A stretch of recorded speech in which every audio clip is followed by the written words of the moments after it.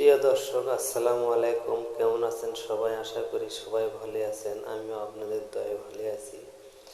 তো আমরা এখানে আজকে গত শুক্রবার 14ই নভেম্বর এখানে মজলিস হচ্ছে।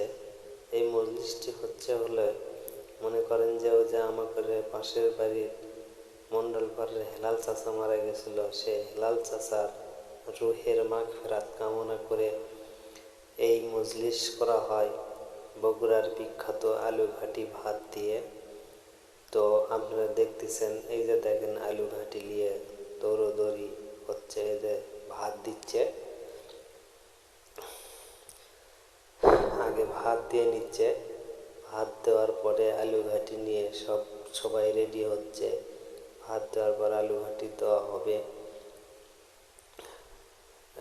এই করছে ভাত লিয়ে আয়, ভাত লিয়ে আয়। আজ আমাকে নজরুল ভাই ভাত লিয়ে আসলো। সে ভাই খাবার চাই অন্তরে দেখি, হাই রে লোকে লোকারণ। এই মজলিস তো, এই জনপ্রিয় মজলিসগুলো এখন তো আর হয় না, বুঝছেন। তার কারণ হচ্ছে এখন তো ওই মসজিদে পল্লা দেয়, আত্মীয় স্বজনে খেলে, কিন্তু এই ধরনের মজলিস আর কোথাও হয় না।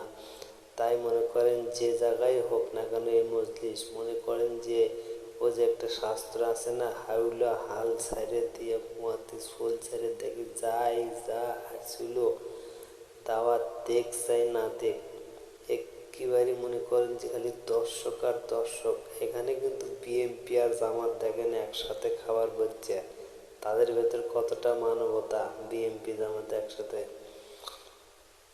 অবশেষে ভাত দেওয়া শেষ।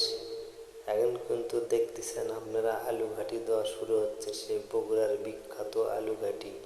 ভাই কিন্তু খুব সুন্দরভাবে আলুঘাটি দিচ্ছে, দেখে তো খালি খাবারই মন যাচ্ছে। আপনারা কি কন? তা বগুড়ার বিখ্যাত আলুঘাটি আপনাদের কেমন লাগে সবাই একটু কমেন্ট করবেন। অবশ্যই অবশ্যই অবশ্যই কমেন্ট করবেন বগুড়ার আলুঘাটি কেমন লাগে। সেই জনপ্রিয় গরুর গোশত দিয়ে আলুঘাটি, আগ্রায় আলুঘাটি। দেখেন